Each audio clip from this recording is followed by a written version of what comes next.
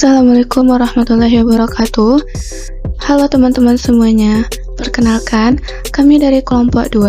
Pada kesempatan kali ini, kami akan menjelaskan materi tentang atom dan molekul. Dosen pengampu ialah Ibu Yandriani.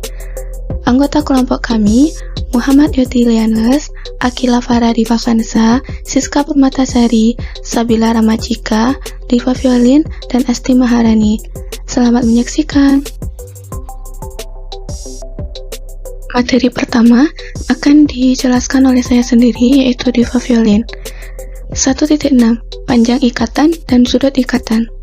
Panjang ikatan ialah jarak yang memisahkan inti dari dua atom yang terikat kovalen, berkisar antara 0,74 Armstrong sampai 2 Armstrong. Bila lebih dari dua atom dalam molekul, maka bisa membentuk sudut ikatan yang berkisar antara 60 derajat sampai 180 derajat.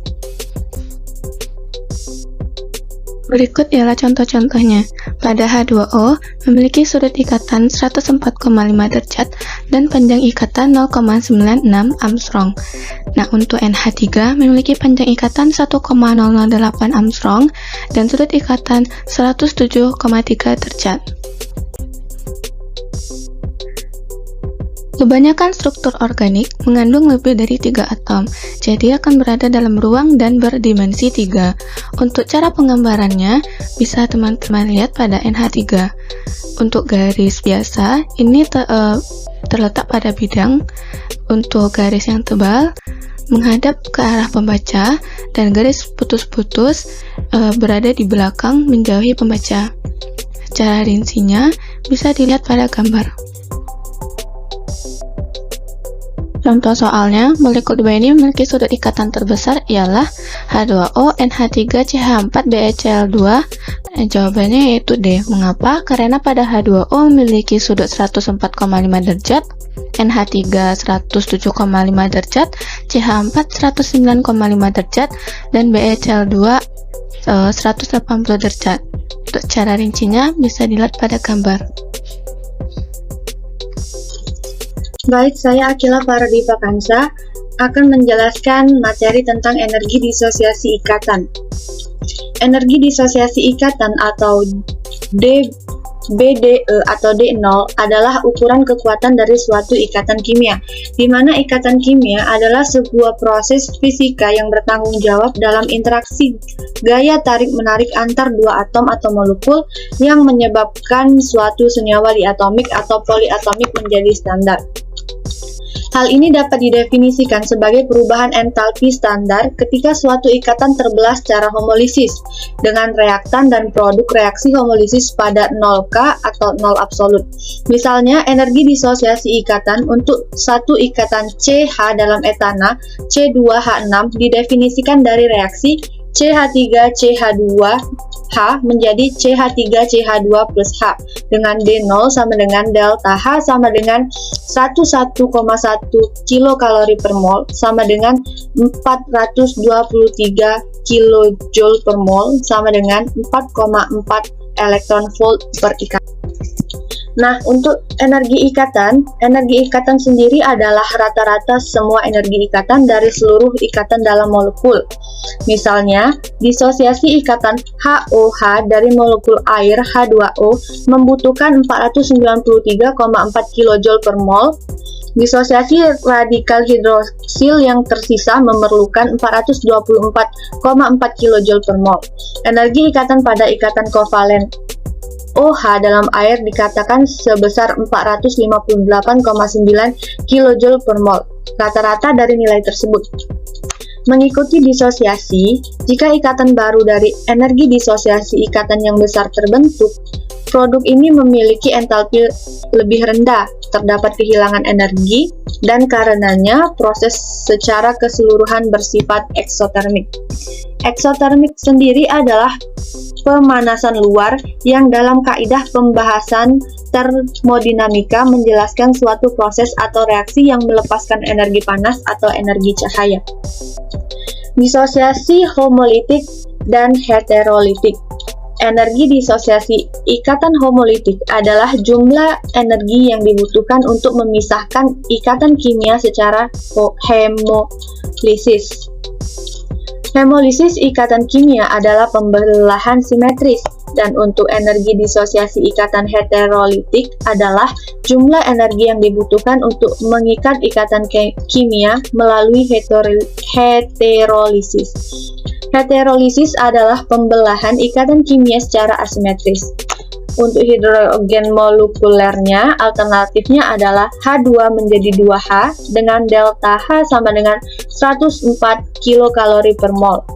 Dan H2 menjadi H plus ditambah H min dengan delta H sama dengan 66 kilokalori per mol. Nah, kita bisa lihat di tabel ini menunjukkan bagaimana kekuatan ikatan bervariasi di atas tabel periodik. Dan untuk tabel ini mengenai kekuatan relatif ikatan dalam kelompok senyawa tertentu. Baiklah, sebelumnya, perkenalkan nama saya Sabila Ramacika dari kelas B Indralaya.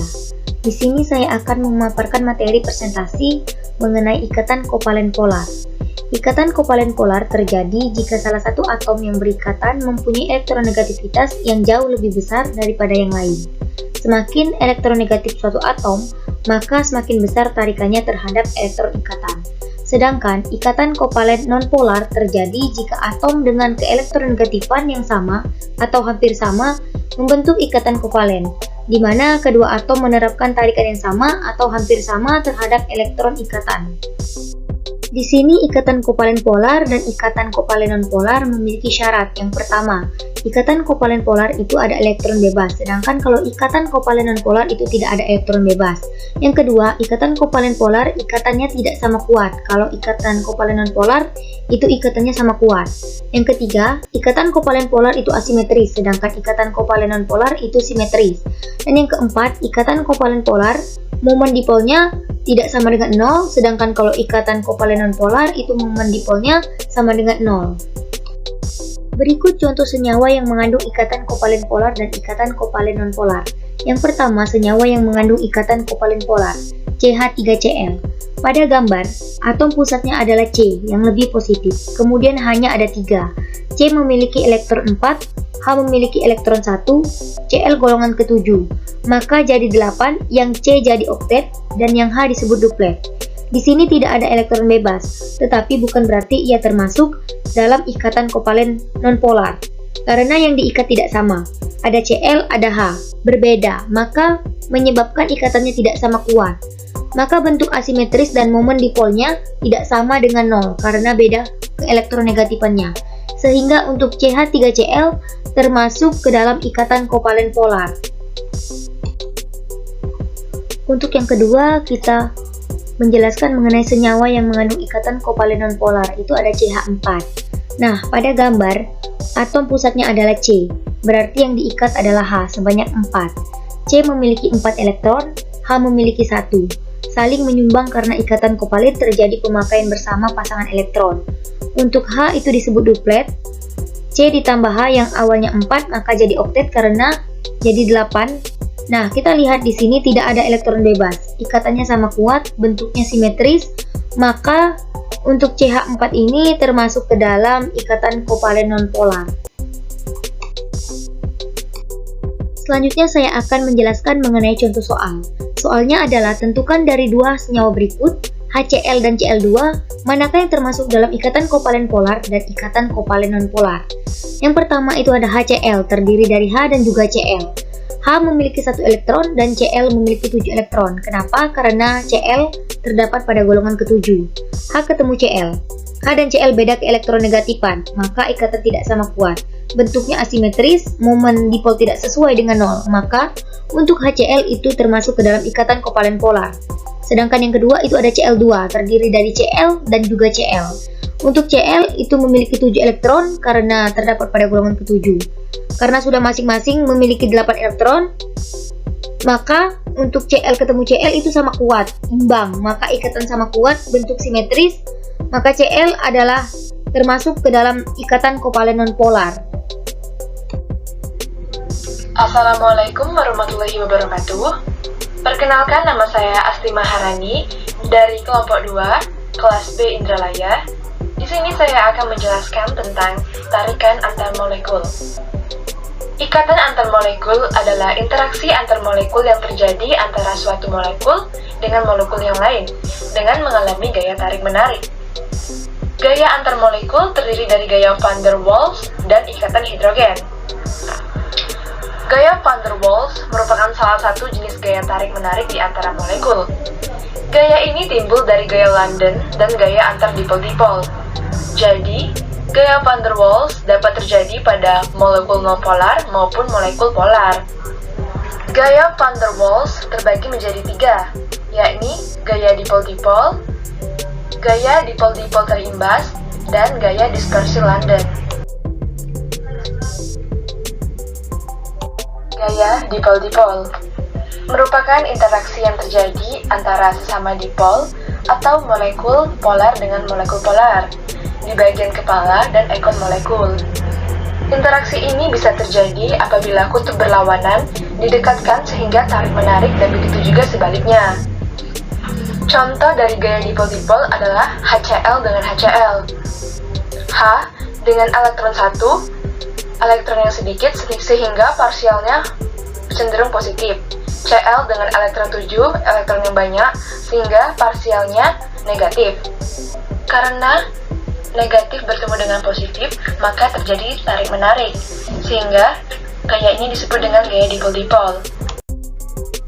Yang kedua, gaya tarik dipol-dipol terimbas. Gaya molekul seperti ini terjadi antara molekul polar dengan molekul non-polar. Dipol dari molekul polar akan mengimbas molekul non-polar di sekitarnya, sehingga mengalami dipol sesaat. Contoh dari gaya dipol terimbas, yaitu di mana HCl merupakan molekul polar dan H2 merupakan non-polar. HCl akan membentuk dipol atau kutub positif dan negatif, sedangkan H2 tidak membentuk dipol atau kutub karena non-polar. Ketika molekul non-polar mendekati molekul polar, maka molekul non-polar ikut terimbas dan juga membentuk dipol. Yang ketiga, gaya dispersi London merupakan bagian dari gaya antar molekul yang terjadi antara molekul non-polar dengan molekul non-polar. Cl2 merupakan molekul non-polar sehingga tidak membentuk dipol atau kutub. Jadi, bagaimana kedua molekul saling tertarik? Karena elektron senantiasa bergerak atau penyebarannya tidak merata, nanti ada kalanya elektron-elektron akan berkumpul atau memadat di salah satu sisi, misalnya di sisi kanan. Ketika elektron berkumpul dan memadat di sisi kanan, Cl yang di sisi kanan akan membentuk dipol atau kutub negatif, sedangkan bagian Cl yang elektronnya sedikit akan membentuk dipol positif. Begitupun untuk molekul yang lainnya. Ikatan hidrogen adalah gaya antar molekul yang terjadi antara atom H dengan atom yang sangat elektronegatif seperti fluorin, oksigen, dan nitrogen. Cara gampang mengingatnya adalah handphone. H berikatan dengan F, H berikatan dengan O, H berikatan dengan N. Contoh dari ikatan hidrogen adalah H2O. Contohnya adalah di sini ada molekul H2O dan H2O yang mana saling tarik-menarik antara atom H dan O. Inilah yang disebut dengan ikatan hidrogen. Baiklah, saya Siska Permatasari ingin menyampaikan materi asam dan basa. Menurut konsep Bronsted-Lowry mengenai asam dan basa, asam adalah zat yang dapat memberikan proton atau H+, sedangkan basa didefinisikan sebagai zat yang dapat menerima H+. Yang A, asam dan basa kuat dan lemah. Asam kuat adalah asam yang mengalami ionisasi sempurna dalam air, sedangkan asam lemah adalah asam yang terionisasi sebagian dalam air. Basa dapat digolongkan sebagai basa kuat atau lemah bergantung pada afinitasnya terhadap proton.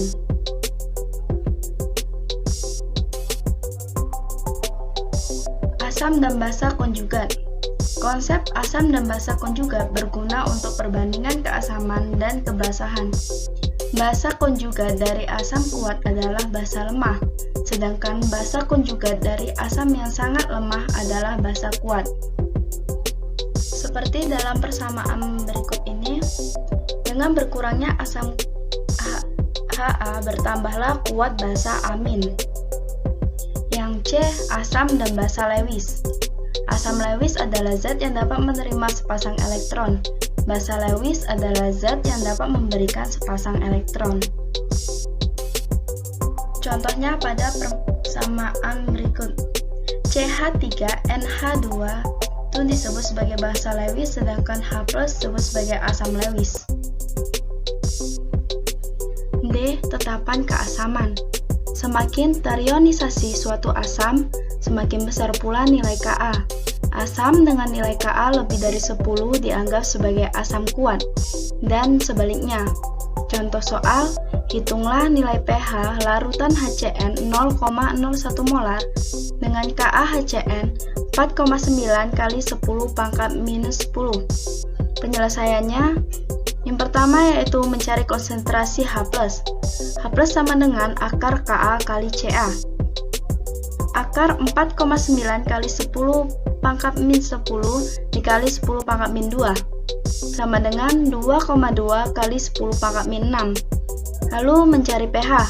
pH sama dengan min log H+ sama dengan min log 2,2 kali 10 pangkat min 6 sama dengan min 6 min log 2,2 sama dengan 5,66. Yang E, tetapan kebasaan. Tetapan kebasaan atau Kb adalah tetapan setimbang untuk reaksi. Basa yang lebih kuat mempunyai nilai Kb yang lebih besar. Contoh soalnya, hitung PKB-HX jika diketahui Kb sama dengan 10 pangkat min 3. Penyelesaiannya yaitu PKB-HX sama dengan min log Kb sama dengan min log 10 pangkat min 3 sama dengan 3.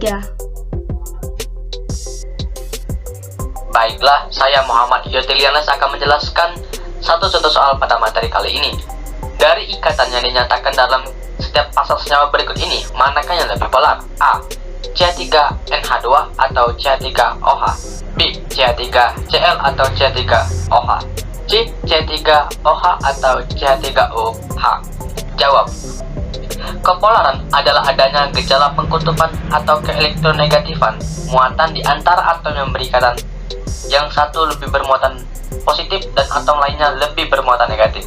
Semakin besar beda elektronegativitas, semakin polar ikatan tersebut. Dengan C, dengan elektronegatifan C yaitu 2,55, N 3,04, O 3,44, Cl yaitu 3,16. A. CH3NH2. Beda elektronegativitas kita ambil C dan N yaitu 3,04 kurang 2,55 sama dengan 0,49. Kemudian untuk CH3OH kita ambil beda elektronegativitas C dan O yaitu 3,44 kurang 2,55 sama dengan 0,89. Dengan demikian, ikatan antara CO dalam CH3OH lebih polar dari ikatan antara atom Cn dalam CH3NH2. Yang B, CH3Cl. Kita ambil beda elektronegatifas antara C dan L yaitu 3,16 kurang 2,55 sama dengan 0,61. Yang CH3OH kita ambil beda elektronegatifas C dan O yaitu 3,44 kurang 2,55 sama dengan 0,89. Dengan demikian, ikatan antara CO dalam CH3OH lebih polar dari ikatan antara CL dalam CH3Cl. Soal terakhir yang C, CH3OH, kita ambil beda elektronegatifas C dan O sama dengan 3,44 kurang 2,55 sama dengan 0,89. Yang CH3OH, beda elektronegatifas kita ambil O dan H-nya yaitu 3,44 kurang 2,20 sama dengan 1,24. Dengan demikian, dalam senyawa CH3OH, ikatan antara atom OH lebih polar dari ikatan antara atom CO.